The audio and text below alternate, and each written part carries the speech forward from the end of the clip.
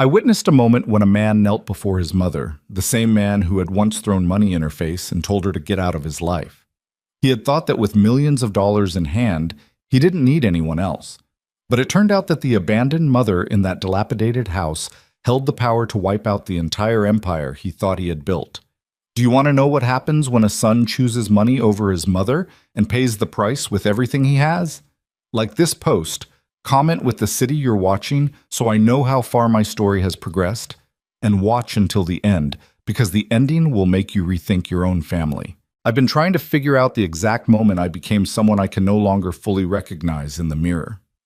Not the person I am now, the person I was then. The one who stood in his dead father's study, surrounded by leather-bound ledgers and the faint smell of old pipe tobacco, and made the decision that would unravel the next 2 years of his life. The lawyer's name was Harold Finch. He was a small, careful man with wire-rimmed glasses and a habit of clearing his throat before delivering bad news. He didn't need to clear his throat that afternoon. What he delivered wasn't bad news. Not to me. Not then. The total estate, Harold said, setting a thick folder on the mahogany desk between us, comes to approximately $14.3 million. Liquid assets, investment portfolios, the car collection, the lake house in Vermont, and several business holdings. All of it transfers to you, Mr. Mercer, as the sole named beneficiary. $14.3 million. I remember the way the number sat in the air between us, heavy and gold-colored, the way afternoon light catches dust. I remember thinking, this is it. This is the part of my life where everything changes. What I didn't understand yet was that I was right. Everything was about to change, just not in the direction I imagined. My father, Gerald Mercer, was a man who built things. He started with nothing. A mechanic's son from western Pennsylvania who had $300 and a second-hand truck when he was 22. By the time he died at 71, he had built a small empire. Commercial properties, a logistics company he'd since sold, a portfolio of investments he managed himself from a spreadsheet on a laptop he refused to upgrade because it still works fine. He was unsentimental about most things. He wore the same style of watch for 30 years. He ate the same breakfast every morning, black coffee, 2 eggs over easy, wheat toast. But he was sentimental about my mother. Evelyn Mercer was 67 when my father died. She had spent 43 years beside him, working the early years when money was tight, raising me largely on her own because my father was always traveling, always chasing the next deal. She was the kind of woman who kept the household running on almost nothing and never complained about it. She was also the kind of woman I had been quietly, privately blaming for most of my adult life. That's the part that's hard to write, the part I have to be honest about if any of this is going to mean anything. I blamed her for things that weren't entirely her fault.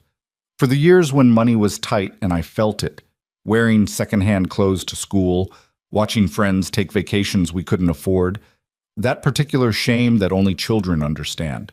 I blamed her for not pushing my father harder, for not demanding more from him when he was building his business.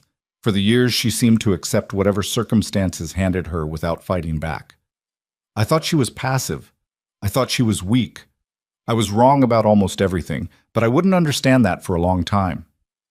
The will reading lasted about 40 minutes. Harold walked me through each asset, explained the transfer process, answered my questions about timelines, and then, near the end, he slid a single page across the desk. "There is one item that transfers to your mother," he said. "The family residence on Dunmore Street, the property, and the house itself.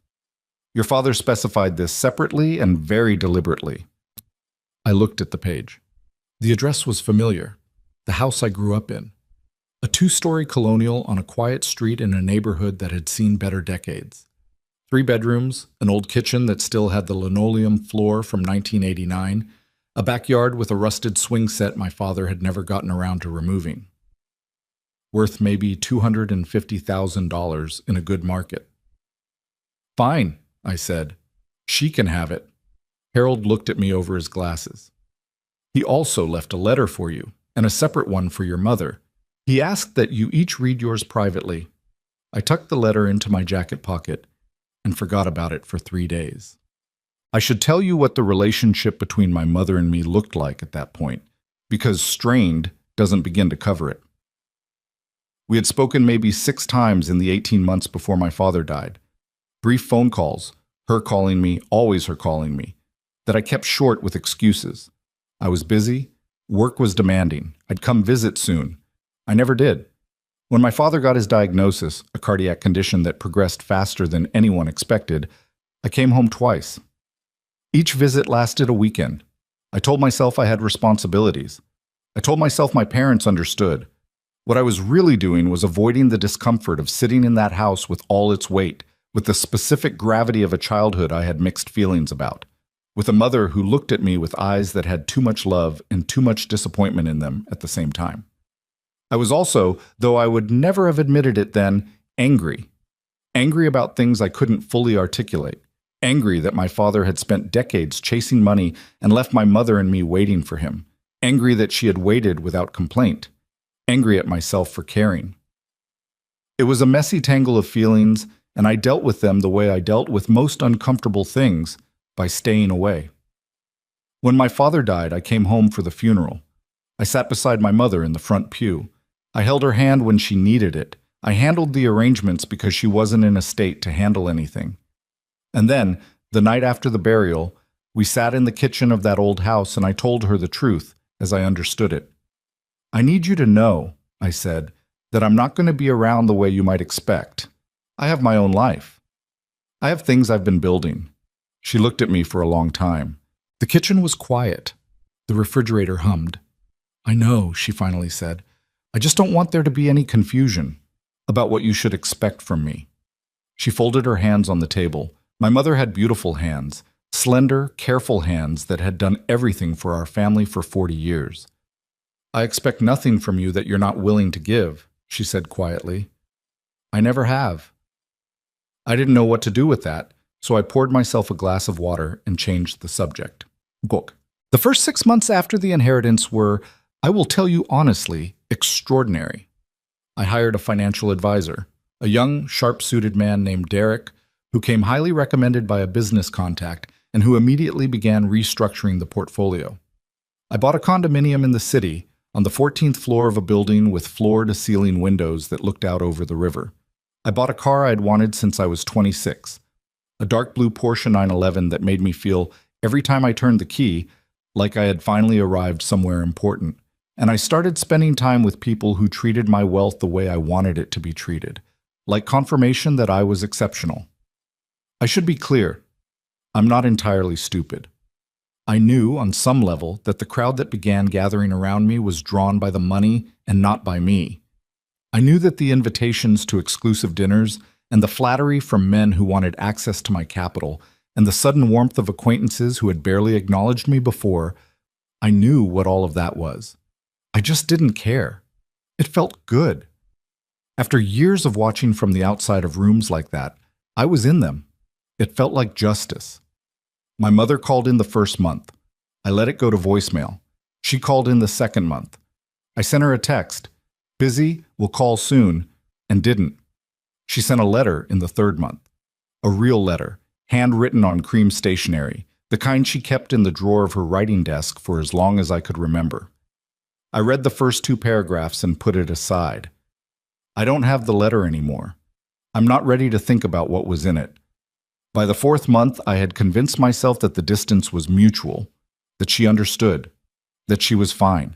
She had the house, she had a modest income from an annuity my father had set up for her, and she had the neighbors on Dunmore Street who had been bringing her casseroles for 40 years. She would be fine. What I told myself, if I'm being completely honest, was this. She had her life. I had mine. The accident of being born into the same family didn't mean we owed each other anything beyond basic civility. That's what I believed. I said it to myself often enough that it stopped feeling like a lie. The call that cracked the first hairline fracture in all of that came from a man named Dennis Collier. I didn't know Dennis Collier. He introduced himself as a representative of a development group, Ashford Capital Developments, and he asked if I was the son of the late Gerald Mercer and whether I had any interest in discussing the Dunmore Street property. That property belongs to my mother, I said. You'd need to speak with her. We've already been in contact with Mrs. Mercer, Dennis said. His voice was smooth, practiced, the voice of someone who spent his days negotiating with people who didn't fully understand what they had. She has declined to engage with us. We thought perhaps you might be able to assist in facilitating a conversation. I was half distracted. I was at my desk reviewing quarterly returns with Derek, and I didn't give it the attention it deserved. If she doesn't want to sell, she doesn't want to sell. I can't make her do anything, and honestly, I don't see why you'd be offering much for a house in that neighborhood. There was a brief pause. Mr. Mercer, our initial offer was $2.8 million. I put down the paper I was holding. For a house on Dunmore Street. For the land, Dennis said carefully. The house itself is incidental. It's the land we're interested in, and the associated agreements. I'd very much like to have a conversation with you about this at your convenience. I told him I'd get back to him. I hung up and sat there for a moment, looking out my window at the river below. $2.8 million for a house I'd valued at $250,000. For the first time in months, I thought about my father's letter. I hadn't opened it. I went home that evening and found it still in the jacket pocket of the suit I'd worn to the will reading. I hadn't worn that jacket since. Had meant to take it to the dry cleaner. The envelope was cream-colored, with my name written on the front in my father's careful, old-fashioned hand. Gavin. I poured myself a drink and sat down at my kitchen table and opened it. The letter was 2 pages long. My father's handwriting was slow and deliberate, the handwriting of a man who had taught himself penmanship as an adult because he believed it mattered. Gavin, it began. If you're reading this, then the conversation I kept meaning to have with you never happened. That's on me. I was never good at the hard ones. I want you to understand something about the Dunmore Street property. It is not what it appears to be. When you were 9 years old, I made an arrangement with a man named Franklin Oates. Franklin and I had history. I won't go into all of it here, and what we agreed to has implications that I have never fully explained to your mother or to you. There are documents. They are in the house. I need you to find them before anyone else does. The property is yours and your mother's to decide about together. I hope you will. I hope you won't let money make you stupid, son. It has that effect on people. I've seen it. Take care of your mother. She is better than either of us deserves. Dad. I read it twice. Then I poured myself another drink and read it again. She's better than either of us deserves. I remember sitting with that sentence for a long time. I called Dennis Collier back the next morning and told him I wasn't in a position to help. I told him the property was my mother's and she had the right to make her own decisions about it. But I couldn't leave it alone. The number, 2.8 million, sat in the back of my mind like a splinter. And the letter, documents. They are in the house. Whatever my father had left behind, whatever arrangement he'd made with this Franklin Oates, my mother was sitting on top of it without any idea what it was.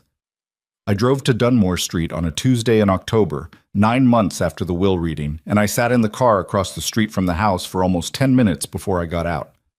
It looked the same. That was the first thing I noticed. It looked exactly the same as it always had. White clapboard siding with green shutters, the front porch with the 2 old rocking chairs my mother had kept since before I was born, the maple tree in the front yard that had grown enormous since my father planted it in 1987. The grass was cut. The flower boxes in the front windows still had plants in them, real plants, tended.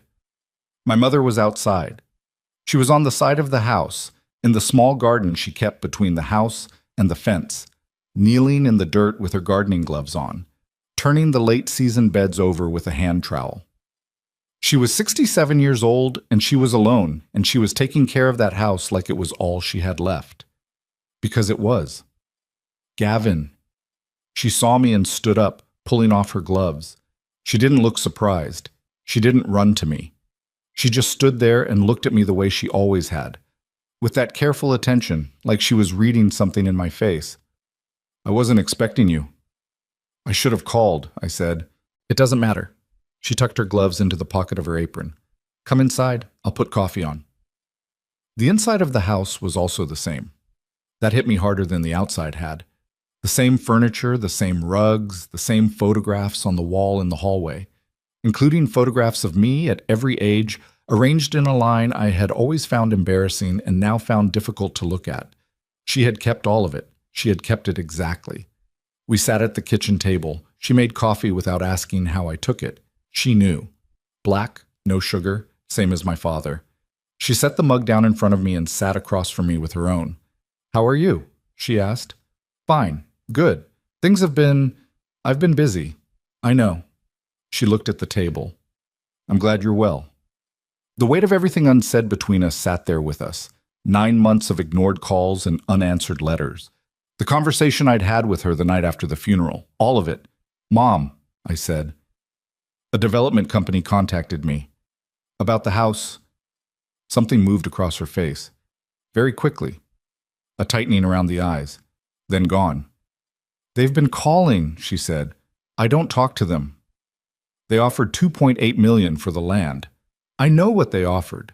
Do you understand how much—" "I understand it perfectly well," she said. Her voice was quiet but precise. "I am not selling."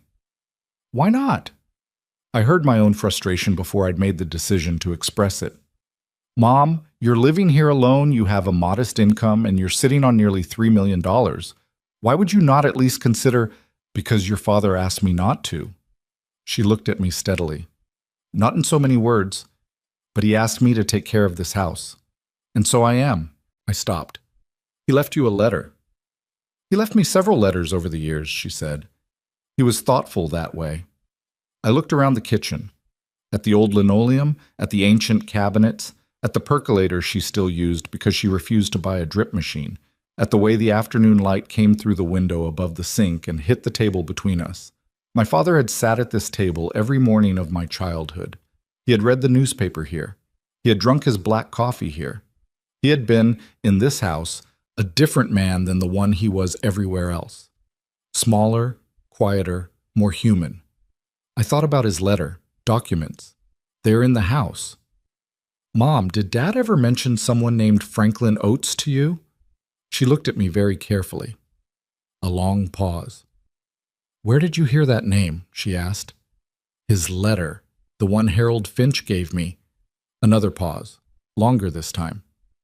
"Your father," she said finally, "kept some things to himself. He said he would explain them to me when the time was right." She folded her hands on the table. "He ran out of time." "Then you don't know what the arrangement was." "I know that this property is more than it looks," she said. "I've always known that. Your father loved this house in a specific way. Not sentimental, practical. Like he was protecting something."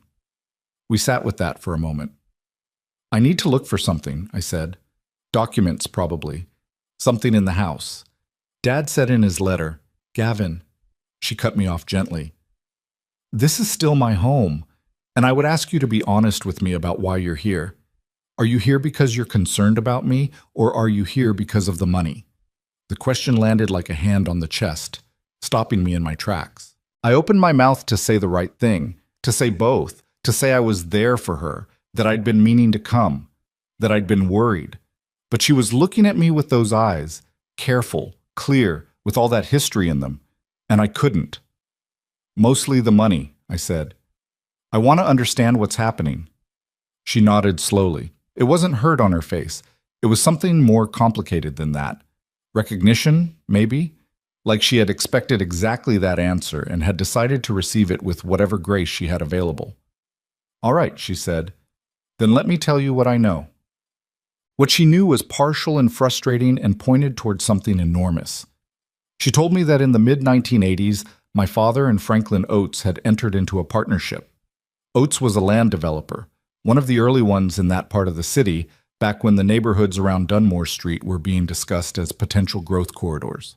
They had drawn up an agreement, she said, that gave my father's family specific controlling interest in any commercial development on a defined stretch of land, a stretch that included the Dunmore Street property and several adjacent parcels. "The development never happened," she said. "Franklin Oates died in 1994, his company dissolved. Your father assumed the whole thing had died with it. But you don't know that for sure." "No, I don't." "And the documents Dad mentioned, he had a study," she said. "The second bedroom. He kept his papers there. I haven't touched most of it since he passed. I didn't feel ready." She looked at me for a moment and then she stood up and said, "Come on." The study was a small room with a window that faced the backyard. It had a metal filing cabinet, a wooden desk, and bookshelves lined with the kind of books my father had collected: business histories, legal reference guides, a few novels he'd never finished. It smelled like him in a way that made my throat tight. We went through the filing cabinet together. My mother was methodical in a way I hadn't expected. She clearly had some sense of his system, could identify what was routine and what wasn't. We spent 2 hours in that room, and it was the longest time I had spent with her in years, and neither of us talked much, and there was something in the shared task that felt, I don't want to exaggerate it, but it felt like something. We found the folder at the back of the bottom drawer, behind a hanging file marked MISC, Property. It was a manila envelope sealed with a metal clasp, with oaths agreement. Do not discard written on the front in my father's hand. I brought it to the desk. My mother stood beside me as I opened it. Inside were 12 pages of legal documents, dense with the kind of language that makes your eyes cross. Whereas and hereunder and in perpetuity. There was also a handwritten note from my father, dated 6 months before his death. If someone is reading this, then things have started moving again. The oaths agreement is still valid. I checked with a real estate attorney in 2019. He confirmed it. The controlling interest still belongs to the Mercer family, specifically to Evelyn. I put it in her name. I want her protected. Whatever happens, make sure she knows what this is worth, and make sure she has someone she can trust to explain it to her.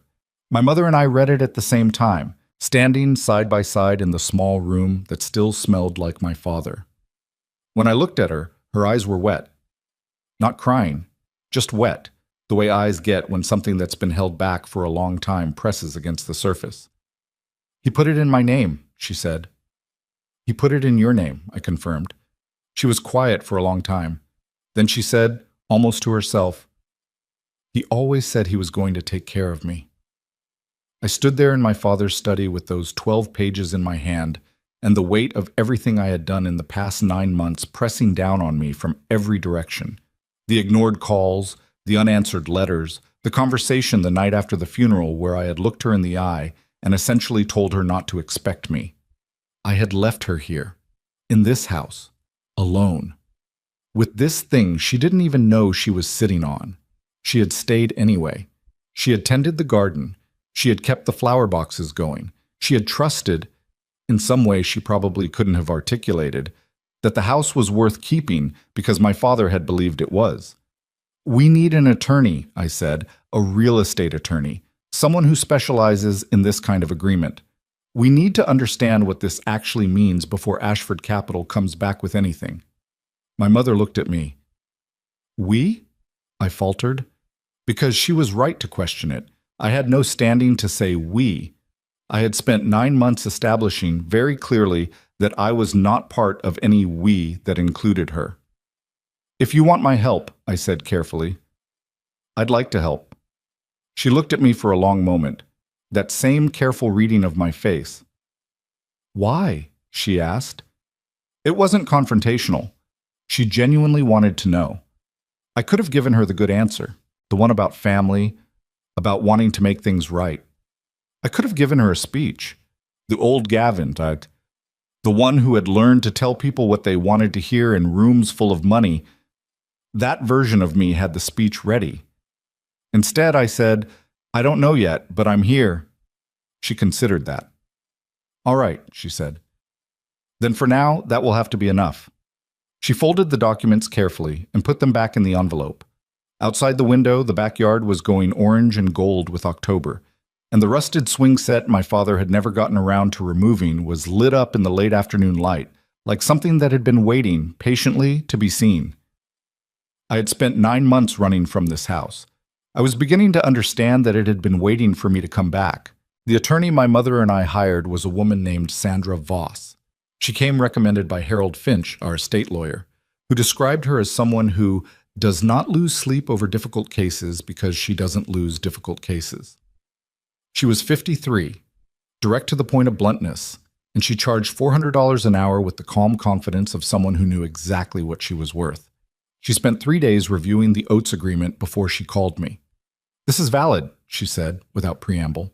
It's old, it's unusual, and the language is going to require some interpretation, but the core of it holds. Your father secured a controlling interest agreement in 1986 that gives the name party, your mother, as it was transferred to her in a separate instrument in 2017, right of approval and participation in any commercial development on a defined corridor that includes the Dunmore Street parcel and 6 adjacent lots. Ashford Capital cannot proceed with their project without Evelyn Mercer's signature. I sat with that for a moment. What's the project worth? Sandra paused. That's what I'm still determining, but preliminary numbers suggest the commercial development Ashford is planning, a mixed-use complex, has a projected value north of $40 million. Another pause. Your mother's controlling interest, depending on how we negotiate it, could be worth somewhere between $4 and $8 million, possibly more. I put the phone down on my desk and stared at the river for a long time. $4 to $8 million. Sitting in a house with old linoleum and a percolator, belonging to a woman who had been taking my ignored calls and unanswered letters in silence for 9 months. I should tell you what I did with that information, because it's not something I'm proud of. I went back to Dunmore Street. I brought coffee from the expensive place, the kind my mother would never buy for herself. And I sat at her kitchen table, and I smiled, and I was warm, and I was present in a way I hadn't been in years. I asked about her neighbors. I asked about her garden. I stayed for 3 hours. And the whole time, underneath all of it, I was calculating. She was too perceptive not to notice. She always had been. She let me talk, let me perform my warmth. And then when there was a natural pause, she set her mug down and looked at me directly. What do you want, Gavin? What do you mean? You know what I mean. I looked at the table. The afternoon light was doing the same thing it always did in that kitchen, coming through the window above the sink, hitting the surface between us. It had been doing that my entire life. I want to talk about the agreement, I said. About what Sandra found. I know what Sandra found. Sandra called me too. It's my case. Of course she had. I had half forgotten, in the way I had developed of positioning myself as the one managing things, that Evelyn Mercer was the client, not me. Then you know what it could be worth, I said. I do. And? She folded her hands. And I'm thinking about it. Mom, I heard my own impatience and tried to press it down. This isn't just about the house anymore. This is about your financial security, about having real resources instead of an annuity that barely covers the basics. I am aware of what I could do with money, she said, with a quiet firmness that stopped me cold. I spent 40 years managing a household on whatever your father decided was enough. I understand money. I backed off, but I didn't stop thinking. Here's the thing I need to be honest about, even though it makes me look worse than almost anything else in this story. I had, by the time I walked back into my mother's life that October, already begun losing the inheritance. Not all of it, not yet. But Derek, my financial advisor, had been steering me toward aggressive investments with the confidence of a man who had been right a few times in a row and mistaken that for a system. I had trusted him more than I should have. I had also been spending at a pace that I told myself was sustainable, and that was not. The condo, the car, the dinners, the trips, the crowd of people who showed up wherever money showed up. All of it had a cost that I had been recording without truly reading. In the 6 months before October, I had lost about $3 million, a combination of 2 bad investment positions that collapsed, and spending that I had simply not controlled. I still had significant assets. I was not broke. But the floor had shifted under me in a way I hadn't fully acknowledged, and for the first time since the will reading, I was feeling something that resembled fear. My mother's controlling interest, $4 to $8 million, possibly more, was not just an interesting development. It was, if I was being honest with myself in those dark, quiet moments I had gotten very good at avoiding, something I needed. That's the ugliest part of it. That's the thing I have to say out loud. I came back to my mother because I needed something from her. I dressed it up. I brought good coffee, and I asked about the neighbors, and I stayed for 3 hours. But underneath it, in the place where the truth lives, whether you look at it or not, I was there because I had done the math. The weeks that followed were a careful, complicated dance. I came to Dunmore Street twice a week. I helped with things around the house. a leaking pipe under the kitchen sink that she'd been managing with a bucket, the storm windows that needed putting up before the weather turned, the gutters clogged with October leaves. Physical work felt good in a way that sitting in my condo calculating returns didn't. There's something clarifying about a task you can actually finish. My mother accepted the help without making a production of it. She didn't thank me excessively or treat my presence like an event. She just handed me a wrench and showed me where the shutoff valve was and went back to her garden. That mattered to me more than I expected. But she also didn't give me what I was angling toward. I'd bring up the agreement carefully once per visit. Sandra's progress, the timeline, what the numbers might look like. My mother would listen, respond briefly, and then move the conversation somewhere else. She was not evasive. She was deliberate. There's a difference. One evening in late November, I stayed for dinner. She made pot roast, the same recipe she'd made my whole life, the one with the carrots cut thick and the gravy that started with the drippings. I sat at the table and ate it, and something about the smell of that food in that kitchen made me feel 12 years old again, and not in a comfortable way. In the way that peels back everything you've built on top of who you actually are. Sandra called again, I said between bites. Ashford has come back with a revised offer. They want to negotiate. I know, my mother said. She ate steadily, unhurried. She thinks we're in a strong position, that if we come to the table now, we could potentially... Gavin! She set her fork down. I want to ask you something, and I need you to answer me honestly. Okay. How much of your inheritance do you have left? The question hit like cold water. I opened my mouth and closed it again. That's not... I started. Because you've been coming here twice a week for 6 weeks, she said, and you fix things, and you bring coffee, and you steer every conversation back to the agreement. And I'm your mother. I know when you're frightened. She looked at me steadily. How much is left? The silence in that kitchen was the loudest thing I had ever heard. About 9 million, I said. Liquid. There are other assets, but they're tied up. You had 14. I know what I had. So you've lost $5 million in less than a year. I didn't answer, which was its own answer. She picked her fork back up and ate for a moment. I sat there feeling the specific shame of a man who thought money would make him untouchable and has since learned otherwise, which is a very particular kind of shame, the kind that has nowhere to hide. I'm not going to rescue you, she said finally. Her voice wasn't cruel. It was matter of fact. If that's what you're hoping, I'm not going to sign something because you're in trouble. I wasn't asking you to rescue me. You weren't asking directly, she said. But that doesn't mean you weren't asking. I put my fork down. The pot roast I'd been eating a moment ago now had no appeal. Mom, let me finish. She set her own fork down again and looked at me with an expression I hadn't seen from her before. Not anger, something harder and more sustained than anger. Clarity, maybe. I spent 9 months watching my phone. 9 months writing letters that didn't get answered.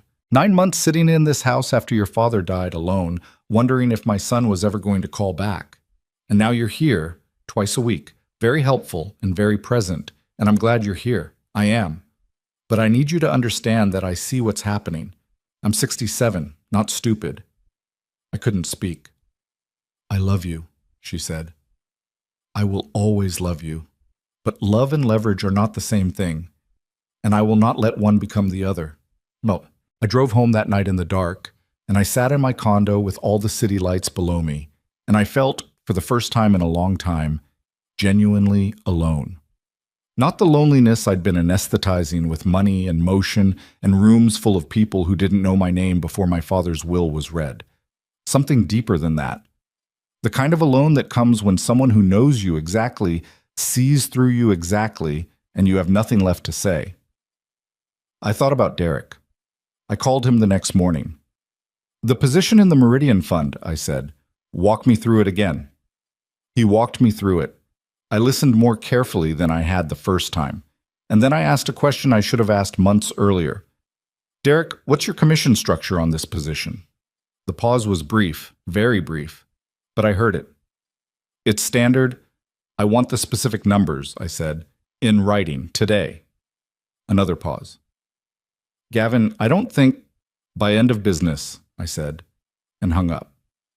I hired a second financial advisor, a woman who charged a flat fee and had no commission structure, and I asked her to review everything Derek had put me in over the past year. It took her 4 days. When she came back, she sat across from me at my kitchen table with a folder and a look on her face. I recognize from the way doctors look when they're about to deliver news they've delivered before, but that will be new to you. 3 of these positions, she said, generated significant commission for your advisor on entry.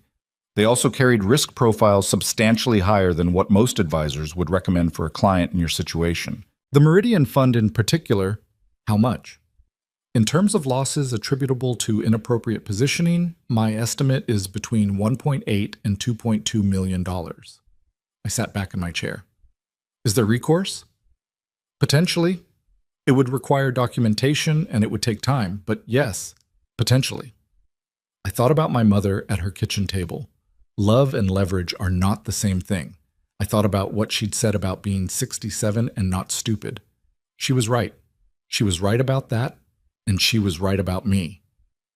I had spent the past 6 weeks treating her like a resource, dressing it up in pot roast and gutter cleaning, and she had seen through every layer of it without saying a word until the moment she decided to say exactly one thing: I am not going to rescue you. I called Sandra Voss that afternoon. I need to adjust my role here, I said. The agreement is my mother's. I want to step back from being the point of contact. She should be making these decisions directly, with you, without me in the middle. Sandra was quiet for a moment. May I ask what's changed?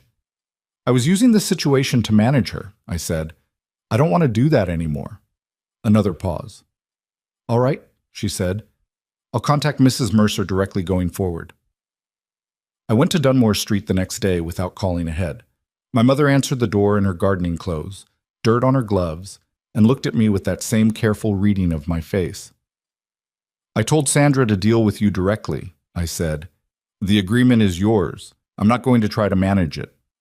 She studied me for a long moment. A car went by on the street behind me. The maple tree in the yard had lost most of its leaves. They were piled at the base in gold and rust, and someone, probably her, had raked them into a careful heap against the fence. Why? She asked. Because you were right about why I came back, I said, and I'm not going to pretend otherwise. She pulled off one of her gloves, looked at it for a moment. Come in, she said.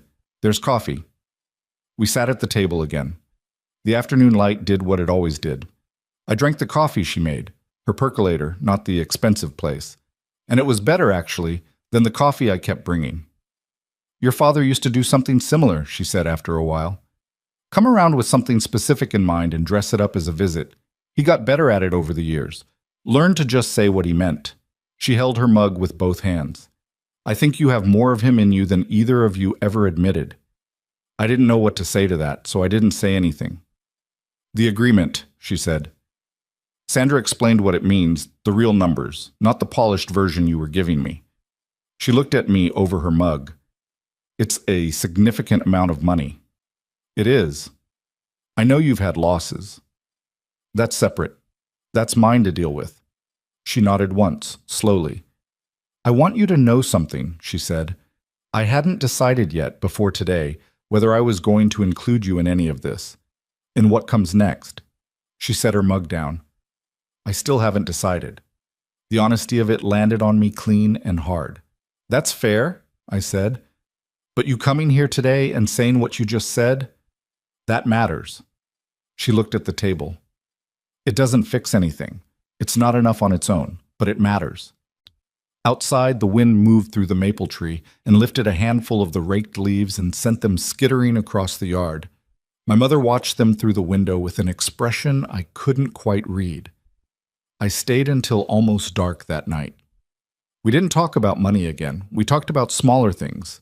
The neighbors, the garden, a book she was reading, a memory she had of my father from their early years that she'd never told me before. It was quiet and unresolved and awkward in places, the way things are when the truth has been said out loud and everyone is still figuring out what to do with it. When I left, she stood on the porch in the cold and watched me walk to my car. I turned back once. She raised a hand, not quite a wave, an acknowledgement. I drove home in the dark with the heater running and the city spreading out ahead of me in its grids of light, and I thought about a man who had built $14 million from nothing and written in his last letter to his son, "I hope you won't let money make you stupid." It had. It absolutely had. The question now was whether it was too late to be something other than that. I didn't have the answer that night. The road was long and the city was bright, and somewhere behind me on Dunmore Street, in a house that sat on something worth far more than it appeared, my mother was turning off the porch light and going back inside. The lawsuit against Derek took 4 months to file and another 3 to begin producing results. I won't walk through all of it. The depositions, the document requests, the back and forth between attorneys that costs money whether you're winning or losing. What matters is that by February, I had a clearer picture of my actual financial position than I'd allowed myself to have in over a year.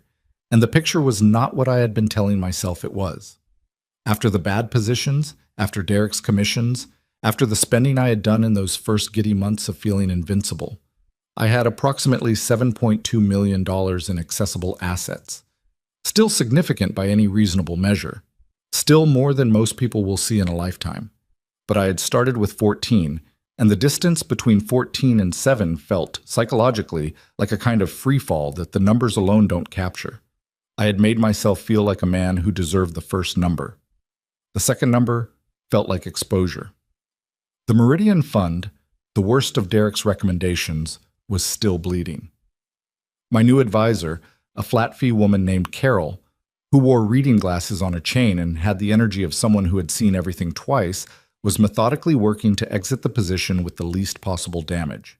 She was good at her job, but good takes time, and time costs money, and every week I waited was another week the number moved in the wrong direction. I was not sleeping well. The thing about financial fear, real financial fear, is that it doesn't announce itself cleanly. It seeps.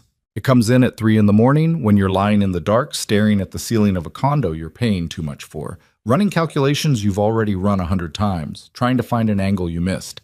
It comes when you're in the shower and suddenly you're not thinking about the shower. You're thinking about the Meridian Fund. It comes at dinner when someone's talking to you and you're nodding, and somewhere behind your eyes you're doing math. I had spent 9 months feeling like the money made me free. Now I understood what it actually made me. Dependent. On the number staying high enough. On the market behaving. On people like Derek not stealing from me. I had traded one set of anxieties for another and called it success. My mother had lived for 40 years without that particular anxiety. Not because she had money. She hadn't, not really. But because she had built her life around things that didn't require a market to hold their value. That thought came to me somewhere around 3 a.m. on a Thursday in February. And it was uncomfortable enough that I got up and made coffee and stood at my kitchen window watching the city below, trying to decide what to do with it. What I decided, eventually, was to go back to Dunmore Street. Not to ask for anything, just to go. I had been keeping my word more or less since December, letting Sandra handle the agreement directly with my mother, coming to the house twice a week but keeping my hands off the financial conversation, fixing things, helping with things, showing up without an agenda, or trying to. It was harder than it sounds. The instinct to steer, to manage, to position, it doesn't go away because you've identified it. It sits there and waits for you to slip. There were visits where I almost said something, almost steered the conversation back toward the agreement, almost asked the question I was not supposed to ask. I caught myself each time. Some days I wasn't sure what I was doing at those visits or what I was trying to build. My mother didn't explain it to me. She just let me keep showing up. What I noticed, showing up that way, without an agenda, or close to it, was things I'd stopped seeing. The way she moved more slowly than she used to, and how she never mentioned it. The way she'd grown careful about the stairs, holding the railing in a way she hadn't when I was young. The way the house, for all her maintenance of it, had needs she was quietly managing around because some of them were beyond what she could do alone. A section of the porch railing that wobbled when you leaned on it. A window in the back bedroom that didn't close properly and let cold air in. The kind of things that accumulate when there's no one else in the house to notice them. I fixed them. Slowly, over multiple visits, without making a speech about it. I found the railing had a split support post and replaced it. I reseated the window with new weather stripping. There was a section of the kitchen ceiling where the plaster had developed a hairline crack. I patched it. My mother watched me do these things with an expression I couldn't always read, and sometimes she'd bring me coffee mid-task and set it on whatever surface was nearest without saying anything, and that felt like something. In March, Sandra called me. As a courtesy, she said, not as a professional update since I was no longer the point of contact, to tell me that Ashford Capital had escalated. They'd come back with a formal offer, $6.4 million for the controlling interest, with additional royalty provisions that could bring the total value significantly higher over the life of the development. What did my mother say? I asked. She said she'd think about it, Sandra said. Has she talked to you about what she wants to do?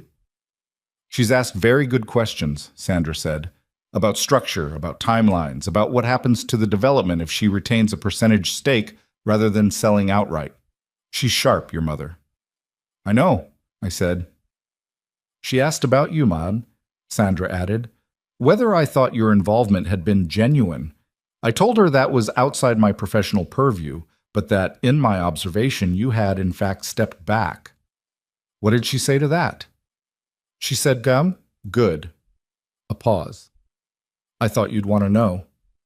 I sat with that for a while after I hung up. Good. One word. My mother, who expressed everything with precision and nothing with excess.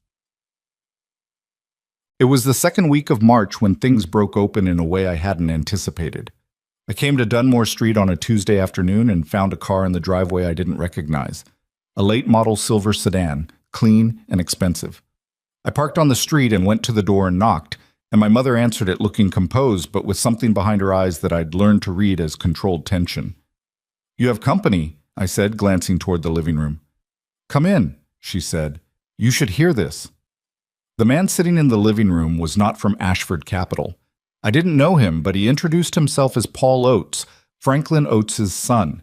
He was in his mid-50s, well-dressed in the way of men who have always had money and treat it like weather, present and unremarkable. He had a folder on his knee and the particular smile of someone who had rehearsed appearing reasonable. Mr. Mercer, he said, standing to shake my hand. I've been explaining to your mother that I've been aware of the Oates-Mercer agreement for some years. My father mentioned it before he passed. I wanted to speak with her directly, before the Ashford situation moves any further. I sat down.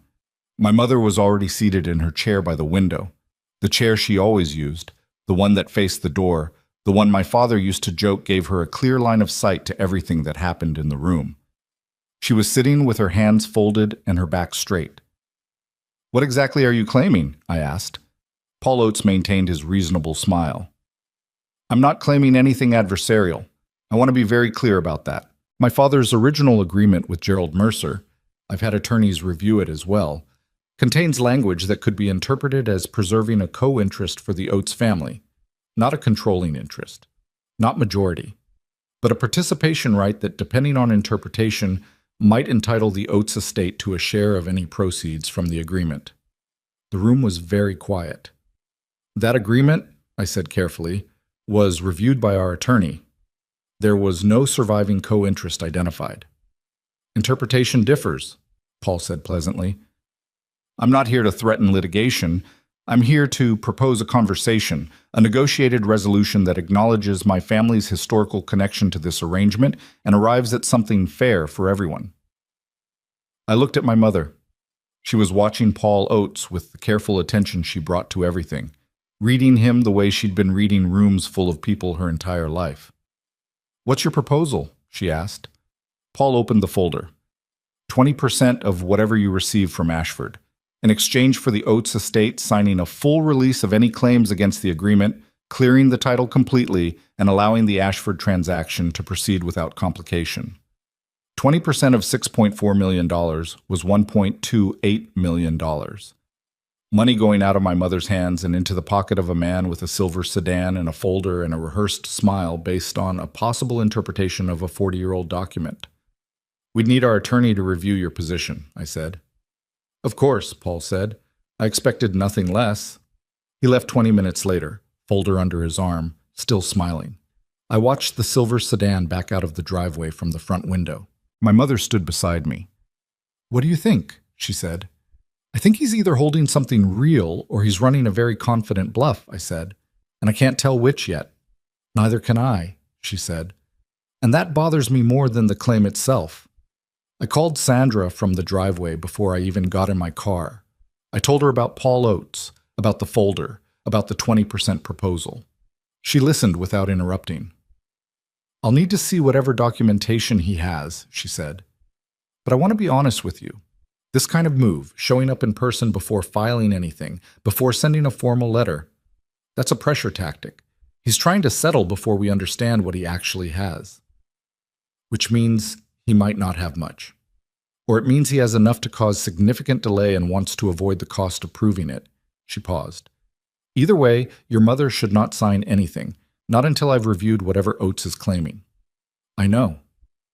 Gavin. Her voice shifted slightly. How is she holding up with all of this? I turned and looked at the house, the porch railing I'd repaired, the window with the new weather stripping, the flower boxes still bare in March but with fresh soil in them, ready for spring. She's holding up better than I am, I said. So, Paul Oates sent his documentation 3 days later. Sandra reviewed it and called me the same evening, which told me she'd worked late to get through it. The claim has a basis, she said. It's weak, but it's not nothing. There's a supplemental clause in the original 1986 agreement, poorly drafted, buried in the language, that does reference a participation right for the Oates party. The question is whether that right survived the dissolution of Franklin Oates' company in 1994, and whether it transferred to his estate or died with the corporate entity. What's your read? My read is that a good argument can be made that the right died with the company, she said, but it would require litigation to settle definitively, and litigation means delay. Ashford has a development timeline. If the title isn't cleared within their window, they may walk away from the deal entirely. And if they walk away, then your mother's controlling interest becomes substantially less valuable in the short term. The development is what gives it leverage. I sat in my dark kitchen and looked at the river below the window and thought about my father in his study on Dunmore Street, drafting that agreement in 1986 with a man whose son would show up 40 years later with a folder and a practiced smile and a 20% demand. My father had not anticipated this. Or maybe he had. Maybe the letter, the hidden documents, the instruction to find them before anyone else did. Maybe that was him anticipating exactly this. I went to Dunmore Street the next morning without calling ahead, which my mother had stopped being surprised by. She was at the kitchen table with a cup of coffee and a notepad, writing something in her careful hand. She looked up when I came in. I had a key by then. She'd given it to me in February without ceremony, just dropped it on the counter while I was fixing the porch railing and said, "In case I'm in the garden when you come." "Sandra called you?" I said. "Last night," she said. "After she called you, I imagine." I sat down. She pushed the coffee pot in my direction without getting up. I poured my own cup. "So," I said. "So." She set her pen down. "We can fight it and risk Ashford walking away. Or we can pay Paul Oates his 20% and close the deal cleanly. Or we can try to negotiate him down. Sandra thinks we can get him to 15, I said. Maybe 12. If we push. And you?" She looked at me. "What do you think?" I thought about it honestly, which took longer than either of us speaking. I turned the cup in my hands. The kitchen was warm. Outside, March was being March, gray and indecisive. "I think Paul Oates is betting that you'll take the path of least resistance," I said. "He picked you specifically because he thinks a 67-year-old widow alone in this house is more likely to settle than to fight." I looked at her. I think that's a miscalculation on his part. My mother looked at me for a long moment. Then, for the first time in a long time, she laughed. Not a polite laugh, a real one, short and dry and genuine. "Your father said almost exactly that," she said. 30 years ago. Different situation, same logic." She picked up her pen again. "He was right then, too. So, we fight it. We asked Sandra to respond formally," she said.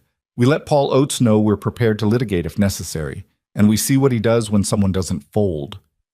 I felt something shift between us in that kitchen. Not repaired, nowhere close to repaired, but shifted. Like two people who have been standing at an angle to each other slowly, incrementally, turning toward the same direction.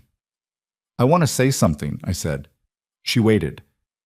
"I know why I came back in October. I told you that. But I want to say that the past few months have been different from what I intended them to be." I stopped, tried again.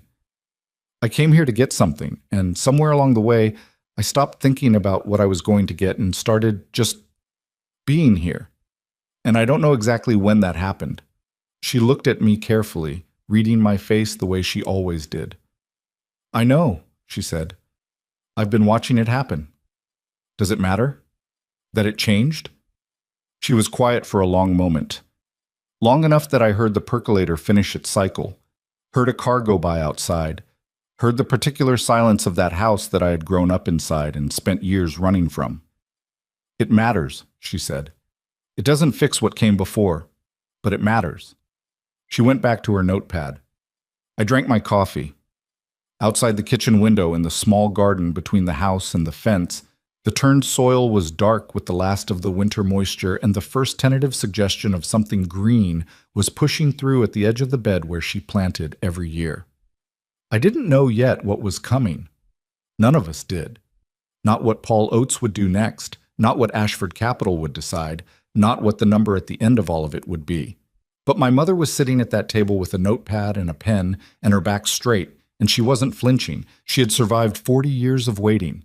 She had survived 9 months of silence from her son. She had sat in that house alone and kept the flower boxes going, and the garden turned, and she had not sold, had not bent, had not let anyone talk her out of what she knew this place was worth. She was the strongest person I had ever sat across a kitchen table from. It had taken me 38 years to understand that, and I was beginning to be afraid. A different kind of afraid than the 3 a.m. kind, something quieter and more honest, that I might have understood it too late. Sandra sent Paul Oates a formal response on a Thursday in late March, and by the following Monday we had our answer about what kind of man he was. He filed, not a full lawsuit, not yet. A declaratory action, his attorneys said, seeking a court's interpretation of the supplemental clause in the 1986 agreement. It was, Sandra explained to my mother and me when we sat in her office that Tuesday, a calculated move. Not aggressive enough to look like bad faith, but enough to cloud the title and put Ashford Capital's timeline in jeopardy. "He's betting on pressure," Sandra said. She had a way of delivering bad news that stripped the emotion out of it without being cold, just precise, like a weather report. "If Ashford believes the title dispute will delay their groundbreaking beyond their financing window, they may withdraw the offer. That leaves your mother's controlling interest intact but dormant, worth something eventually, nothing immediately. Oates then comes back with a lower settlement offer and more leverage." "So he wants to make us blink," I said. "He wants your mother to blink," Sandra corrected. "He's been talking to Gavin Mercer Jr., not Evelyn Mercer. I suspect he's calibrated his pressure for a woman in her late 60s alone, who might find legal conflict exhausting enough to settle." My mother, sitting in the chair beside me, said nothing. She had a legal pad on her knee that she'd been taking notes on throughout the meeting. Her handwriting was small and even. "What does Ashford say?" she asked. "I spoke with their counsel this morning," Sandra said. "They have not withdrawn, but they've signaled that they need resolution within 90 days or they will need to revisit the transaction." 90 days? My mother said. "That's workable. Potentially, if the declaratory action moves quickly. Courts don't always cooperate with timelines. Then we make it move quickly." My mother clicked her pen closed and set it on top of the notepad. "What do we need to file?" Sandra looked at her for a moment, the brief professional assessment of a person who has spent her career reading clients, figuring out who panics and who doesn't. "I'll draft a motion to expedite," Sandra said, "and a response to Oates' filing that makes clear we intend to fully litigate the dissolution question. That's our strongest argument. The Oates Company dissolved in 1994, and the participation right, if it existed at all, died with it. We have case law that supports us." "Then let's use it," my mother said. We walked out of Sandra's office into a bright April morning, down the steps to the sidewalk, and I stood there for a moment beside my mother in the sunlight and thought, she is 67 years old, and Paul Oates genuinely does not know what he's dealing with. The 90-day clock did something to me that I hadn't expected. It clarified things. Up until that point, my return to my mother's life had been, I want to be honest here, still somewhat shapeless. I was showing up. I was fixing things.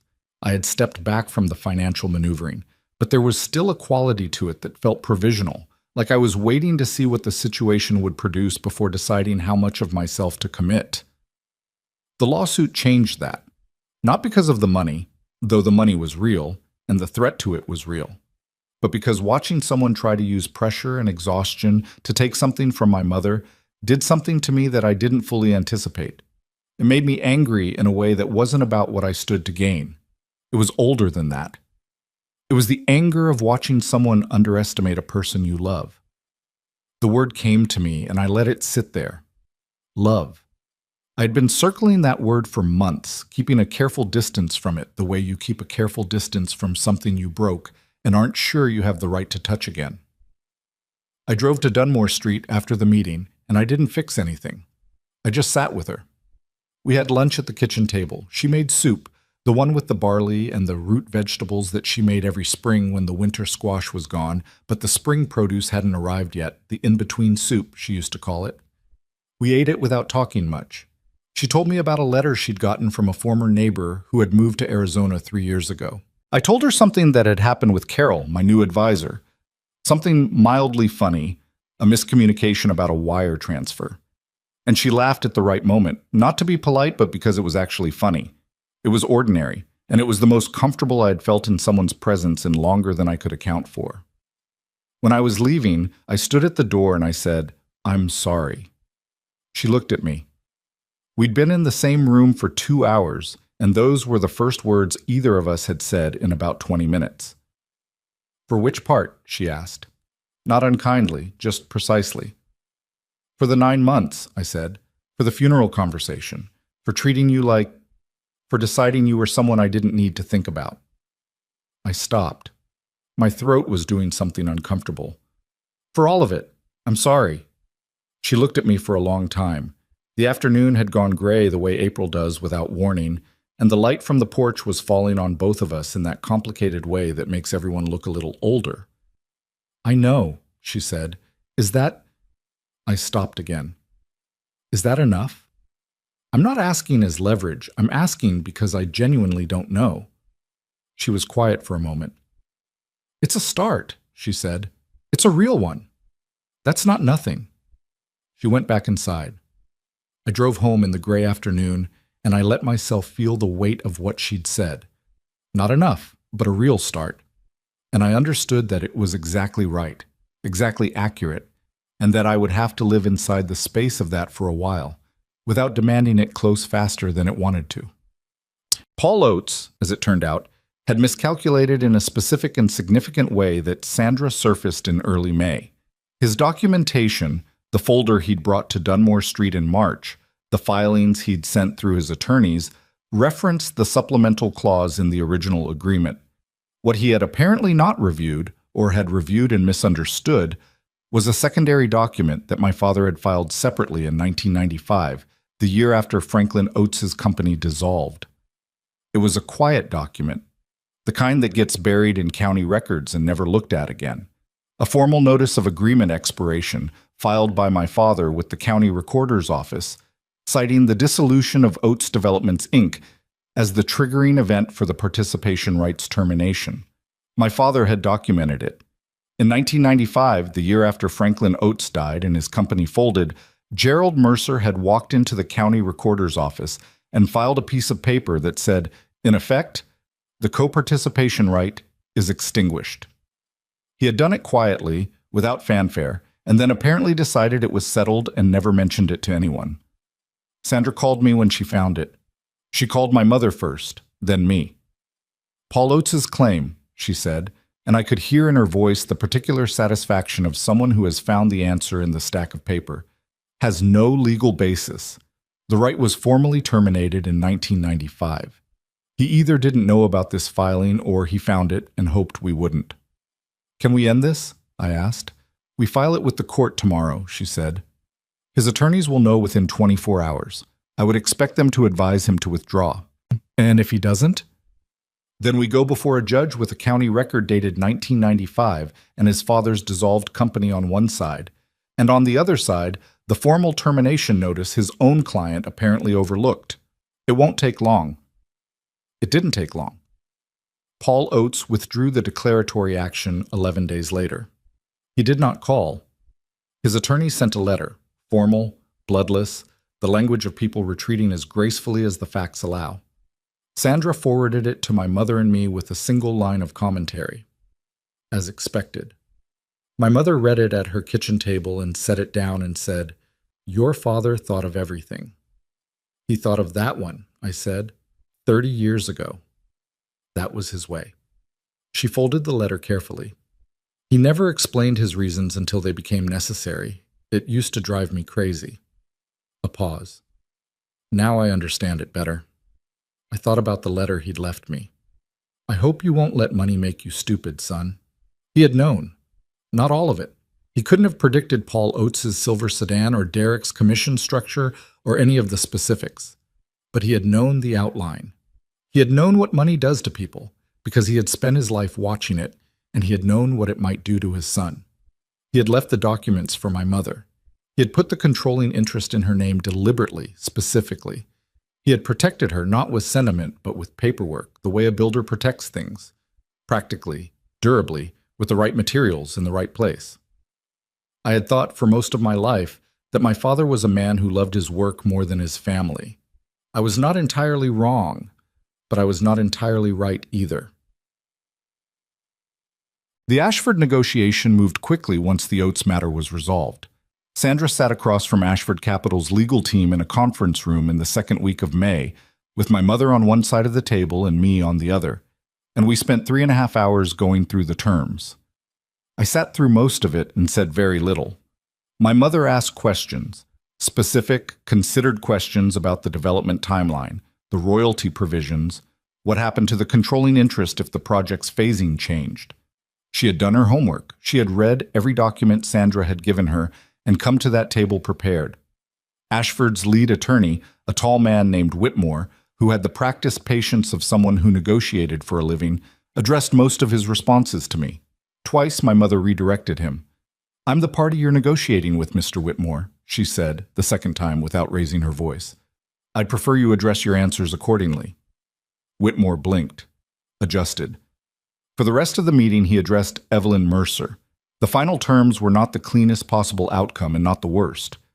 $6.1 million for the controlling interest, slightly below the initial offer, reflecting the delay the Oates situation had caused, plus a royalty provision tied to the development's commercial performance over the first decade, which Sandra estimated could add another $800,000 to $1.2 million over time. Total potential value, somewhere between $6.9 and $7.3 million. Depending on how the development performed, my mother would be fine for the rest of her life. Beyond fine. We signed at the end of May. My mother used the pen she kept in her jacket pocket, a plain black pen, the kind you buy in a pack.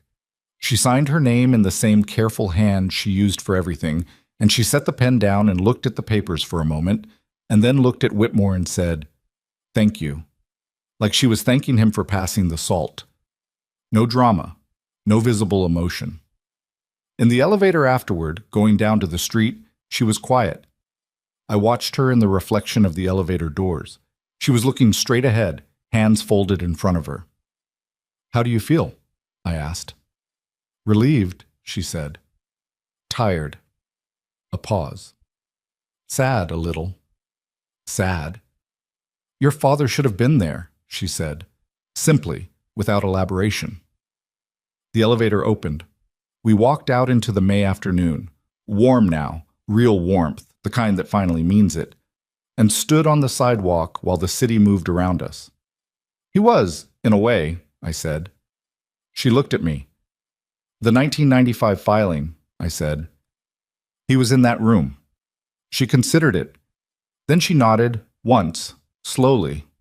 We walked to her car. She had driven herself. She always drove herself. She had made that clear when I'd offered to pick her up. "I'm not an invalid, Gavin." And she stopped beside it and turned to look at me with an expression I couldn't entirely decode. "I want to talk to you," she said. "Not here." Come to the house. Saturday. Okay, I said. Not to fix anything, she said. Just to talk. I told her I'd be there. Saturday was the kind of morning that justifies every terrible thing about waiting for spring. Clear and warm, the maple tree in the yard fully leafed out now and throwing good shade on the front walk. I parked on the street and sat in the car for a moment, the way I had the first time I'd come back in October. Though it felt different now. Less like bracing myself. More like something else I didn't have a word for yet. She was on the porch when I got out of the car, sitting in one of the old rocking chairs with a cup of coffee, watching me come up the walk. You always sit in your car for a minute before you come in, she said. I didn't know you noticed. I notice everything, she said. Sit down. I sat in the other rocking chair. She handed me the second cup that had been sitting on the porch rail. She'd made it before I arrived, knew I was coming, knew I'd want coffee. We sat for a moment. The street was quiet. A neighbor's kid was riding a bike on the sidewalk across the way. I've been thinking, she said, about what comes next. For me. For the house. You don't have to decide anything yet. I know I don't have to, she said. I'm choosing to think about it. She held her cup. The money changes things practically. Not everything else, but practically, yes. I waited. I'm not moving, she said. I want to be clear about that. This is my home. I intend to stay in it. Okay. But I'm thinking about what it means to have resources now, what I want to do with them. She rocked once, slowly. And I'm thinking about you. I looked at her. I told you it was a start, she said. What you said at the door that day. I meant that. It was a start. She looked out at the street.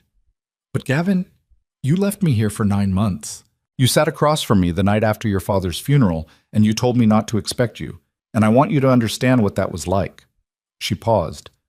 Not to punish you with it, but because I don't think you fully do. Tell me, I said. She was quiet for a moment. The kid on the bike rode past again.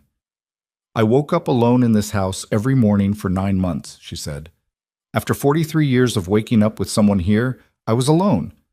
And my son, the person who should have been the one I could count on, had looked me in the eye and essentially told me I was on my own.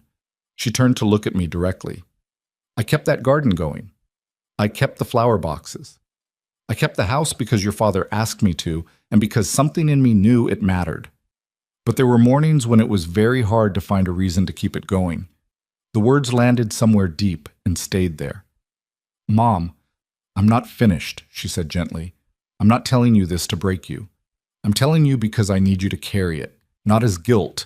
Guilt is useless to me, but as understanding, real understanding, so that when you make decisions going forward, you know the actual weight of what those decisions cost. I sat with it, the weight of it, 9 months of mornings in that house, alone. I understand, I said. And then because she had asked for real things, I don't think I'll ever fully understand it, but I understand enough to know I can't undo it. She looked at me for a long moment. No, she said. You can't undo it. She looked back at the street. But you can do something else, something different, going forward. I want to, I said. I'm not going to tell you I've changed, because that's not a thing anyone should have to take on faith. But I want to. The rocking chairs moved slightly in the small breeze coming off the street. That's what your father said to me once, she said, in a different context, early in our marriage when things were hard and he'd made choices I didn't agree with. She almost smiled. He sat across from me and he said, I'm not going to tell you I've changed. I'm going to show you. Did he? She considered it. Eventually, she said. It took longer than I wanted. It was messier than I expected. He made mistakes along the way. She paused. But yes, eventually. We sat in the rocking chairs on the porch of the house on Dunmore Street in the good May light, with the maple tree throwing shade across the front walk, and the kid across the street still working the same loop on his bike. The coffee had gone lukewarm, but I kept holding the cup. My mother looked out at the street and I looked at her, at the hands that had done everything, at the face that had received every hard thing with a steadiness I had spent years mistaking for passivity, and now understood was something else entirely, something harder to come by, something earned. She had not handed me anything. She had not forgiven me fully, or if she had begun to, she was right not to let me know yet. She had made me sit in the space where things were still unresolved and uncertain and imperfectly begun, and she had done it because that was the honest place to be. I was 38 years old, and I was sitting on my mother's porch in the morning light learning, for the first time, what it meant to be someone worth trusting. I didn't know yet if I could do it. I thought I could. I wanted to. Outside, the maple tree my father had planted in 1987 moved in the May wind, all its new leaves bright and green and uncertain, growing toward something they couldn't yet see. The summer that followed was not a movie version of reconciliation. I want to be clear about that because I think the temptation when telling a story like this is to smooth the ending out, to make the turn feel clean, the healing feel complete, the final chapters feel like arrival. That's not what happened. What happened was messier and slower and more human than that, and I think it's worth telling it the way it actually was. My mother did not hand me a check. She did not call a family meeting and declare that everything was forgiven and we were starting over. She did not cry in my arms while soft music played somewhere in the background. What she did was continue to let me come to Dunmore Street twice a week. She continued to make coffee when I arrived and set the cup down without ceremony. She continued to correct me when I was wrong about something and ignore me when I was being irritating and laugh when I said something genuinely funny. She treated me, slowly and without announcement, like a person who had earned the right to be in the room. That was more than I deserved. I understood that. And understanding it was its own kind of discipline. Not to grab at it too quickly, not to declare victory before the work was done, not to treat her patience as permission to stop trying. The lawsuit recovery from Derek came through in July. After legal fees and the settlement terms, I recovered approximately $1.4 million of the losses his mismanagement had caused. It wasn't everything. It wasn't even close to everything. But Carol, my flat fee advisor, had by then restructured my portfolio in a way that stopped the bleeding and pointed the remaining assets towards something more stable, if less dramatic. I had, as of that July, approximately $8.3 million. And for the first time since the will reading, I had a clear and honest picture of what that number actually meant and what it required to protect. I sold the condo. That surprised people who knew me, and it surprised me a little too. But when I looked at what it cost every month and what it represented, that version of myself, the one who needed the view and the address and the confirmation the building provided, I didn't want to pay for it anymore. I found a smaller place, a 2-bedroom in a quieter neighborhood, on the 3rd floor of a building where the windows faced a courtyard rather than a river, and it was fine. It was more than fine. It was the first place I'd lived in years that felt like mine, rather than like a statement. The Porsche I kept. I'm not going to pretend I was entirely reformed. In August, my mother did something that I still think about. She asked me to go through my father's study with her. All of it, not just the filing cabinet we'd combed through in October. The shelves, the desk drawers, the boxes on the upper shelf that she'd been avoiding since he died. She said she was ready to do it, and she wanted company. And she asked me. We spent 2 Saturdays in that room together. It was harder than I expected. Not the physical task, but the accumulated weight of a life in objects and papers. My father had kept everything. Business correspondence from the 1980s. Photographs I'd never seen. A birthday card I'd made him when I was 7, crayon on construction paper, which he had kept in a manila envelope labeled Gavin. Childhood in his careful hand. My mother found it and handed it to me without saying anything, and I held it for a while and then put it carefully back in the envelope. We found in a box on the upper shelf 3 letters my father had written to my mother over the years and apparently never sent. They were not dramatic letters. He wasn't a dramatic man. They were quiet, specific letters about small things. A morning he'd watched her in the garden from the kitchen window. A night when she'd stayed up with a sick version of young me and he had pretended to be asleep but had watched her from the doorway. The particular way she laughed at something on the television when she thought no one was listening. He had written down small things about her and sealed the envelopes and put them in a box on a shelf and never given them to her. I don't know why. Maybe he meant to and didn't. Maybe keeping them felt like enough. He was a complicated man, and he'd had his own ways of doing things that I didn't always understand. My mother read each one sitting in his desk chair, and I sat on the floor with my back against the bookshelf and looked at the old carpet and let her have the privacy of it while being present enough that she wasn't alone. When she finished, she folded the letters back into their envelopes and held them in her lap. "He saw me," she said, after a while. "Yes," I said. "That's all I ever really needed," she said. "Not the money, not the things, just to be seen." I thought about 9 months of ignored phone calls, about the voice messages I'd let expire without listening to, about the cream-colored letters I hadn't finished reading. I thought about a woman alone in this house, tending a garden and keeping flower boxes and maintaining a property she didn't fully understand, because her husband had asked her to and because she trusted that it mattered, even without explanation. She had not been seen. Not by me. Not when it counted. "I'm sorry," I said, again. It felt inadequate, the way it always did. But it was the true thing, and the true things were what we had decided to deal in. "I know," she said, same as before, but it landed differently this time. Less like acknowledgement, more like acceptance. There's a difference. I was learning to tell them apart. The Ashford development broke ground in September. We watched it from the car. My mother had wanted to see it, had asked me to drive her past the site, and so we sat parked on the adjacent street in the early morning and watched the machines begin the work of turning that corridor of land into something new. The Dunmore Street house was not part of the development footprint. It sat at the edge of the corridor, untouched, with its white clapboard siding and green shutters and the maple tree my father planted in 1987 standing in the front yard like it had always been there and always intended to stay. "It looks different already," my mother said, watching the machines. "Does it bother you?" She thought about it honestly. "A little," she said.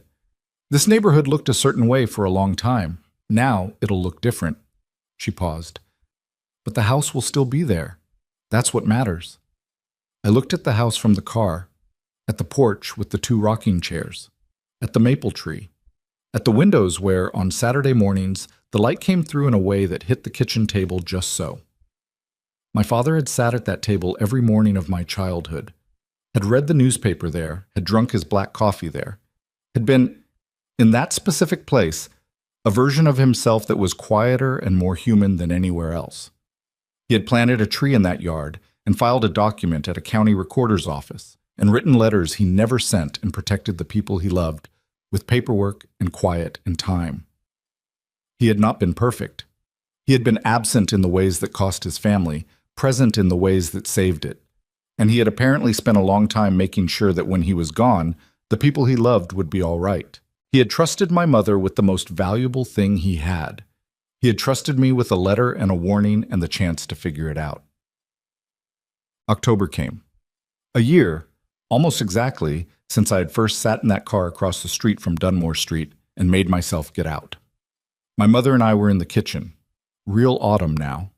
The maple tree was doing what it did, going gold and orange and burning, throwing its leaves across the yard in a way that made the whole front of the house look lit from within. I was at the counter, making the soup, the in-between soup, the one with barley and root vegetables, the one she'd made for me in March when everything was still uncertain. She had shown me the recipe over the summer, written it out on a note card in her careful hand, told me I was old enough to know how to make it. I had practiced twice at my own apartment before attempting it in front of her. She was at the table, reading. She had a book she'd been working through all week, something about the history of a particular stretch of coastline that she'd found at the library book sale. She made small sounds of interest while she read. Quiet, sounds when something struck her as notable. And the kitchen smelled like the soup and like the particular smell of the house, which I had spent decades not noticing and now noticed every time I walked in. "The royalty payment came through," I said from the counter. The first annual royalty provision from the Ashford development. Not huge. The project was still in early phases, but real. "Sandra told me," my mother said, without looking up from her book. "I'm setting most of it aside. There's a few things I want to do with the house. The kitchen needs updating. Not entirely, just the floor and the counters, and I want to redo the back garden properly, put in a proper raised bed. I can help with the garden, I said. I know you can, she said. Still reading, I stirred the soup, checked the heat under the pot. Mom, she looked up. I want to say something, and I'm not sure I'm going to say it right, so I'm asking you in advance to give me a little room. She set the book down, gave me her full attention, the way she always did when something real was being said. I spent a long time thinking about this family as something that had been done to me, I said. The years when money was tight, the way Dad was always gone, the ways I felt, I don't know, less than I wanted to feel. I kept my eyes on the pot. And I made you carry that. I decided you were the symbol of everything I wanted to leave behind, and I left. And I convinced myself it was your fault for making me feel things I didn't want to feel. I stopped. That was wrong. It was wrong, and it was unfair, and I knew, somewhere, that it was wrong while I was doing it, and I did it anyway. The kitchen was very quiet. Outside, the maple tree moved in the October wind. I'm not asking you to tell me it's okay, I said. I know it's not okay. I just need you to know that I know that I'm not carrying a version of this story where I'm the reasonable one who just needed space. I finally looked at her. You deserved better for 40 years with Dad, and then 9 months with me. You deserve better, and I'm going to spend a long time making sure that's what you get. She looked at me for a long moment. Her eyes were wet. Not crying, just that pressure at the surface, the things she rarely let go further than that. Your father, she said, apologized to me once. Really apologized. Not explained, not justified, not deflected. Just said the true thing. She folded her hands on the table. I told him it took him 30 years to get there. He said, I know. I'm sorry it took that long. She paused. It still meant something.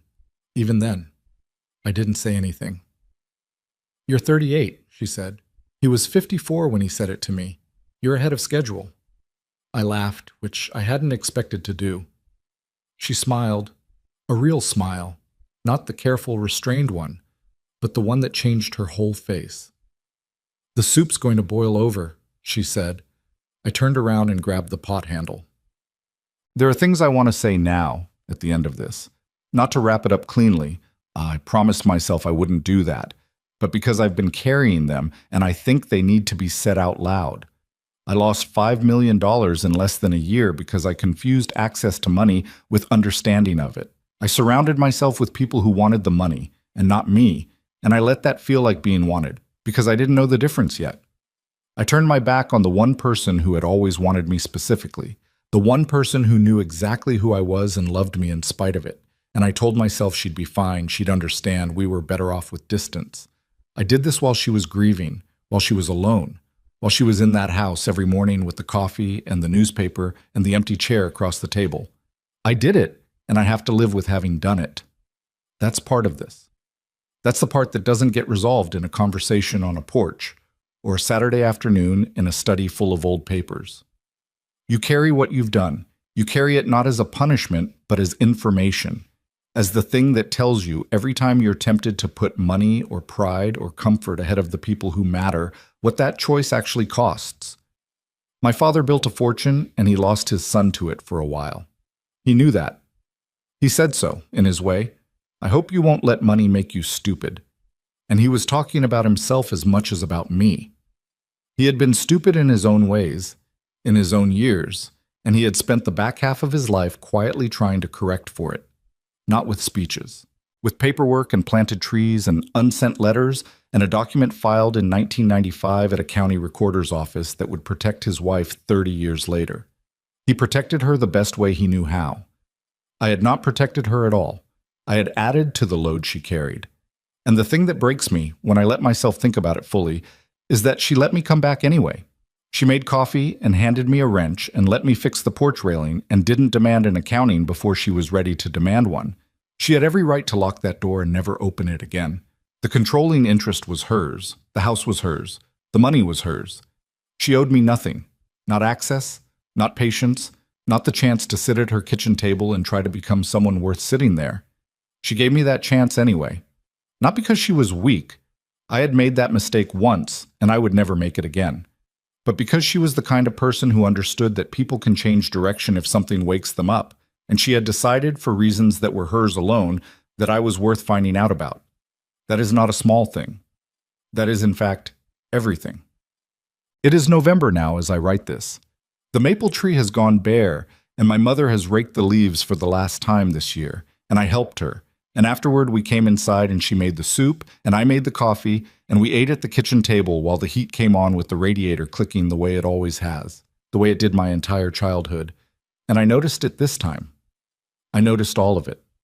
The old linoleum floor that she's finally replacing in the spring, the percolator she refuses to give up, the photographs in the hallway, every age of me in a line that I can now walk past without looking away, the writing desk in the corner where she keeps her cream-colored stationery, the chair by the window where she reads, the garden, put to bed for the winter, but already planned for spring, the seed catalogs on the counter with pages turned down. She is 67 years old, and she is the most capable person I know, and she deserved 40 years ago to have a son who understood that. And she will spend the rest of her life with a son who does. That's what I owe her. Not money, not grand gestures, just presence. Real, consistent, showing up even when there's nothing specific to fix presence. The kind she gave my father for 43 years. The kind she gave an empty house for 9 months when I was gone. The kind I am finally learning to give back. And I want to say this directly to you, whoever is hearing this story. If there is someone in your life who has been quietly carrying something alone, quietly tending something you walked away from, quietly keeping the lights on in a place you told yourself you didn't need, it is not too late to go back. It is probably later than you think. The time you have is shorter than you want it to be. But it is not too late. Go back. Fix the porch railing. Drink the coffee they make. Sit at the table even when there's nothing to say. Let them read you the way they've always been able to read you. Stop performing and start showing up. The house on Dunmore Street was worth 14 times what I thought it was. Not because of the Oates agreement. Not because of the Ashford development. Not because of the $6.1 million and the royalties that will come in for the next decade. It was worth everything because my mother was in it. Because she had chosen to stay in it and protect it and believe it meant something, even when the person who should have been standing beside her had walked away. The most valuable thing my father left behind wasn't in any portfolio or any filing cabinet or any agreement signed in 1986. It was her.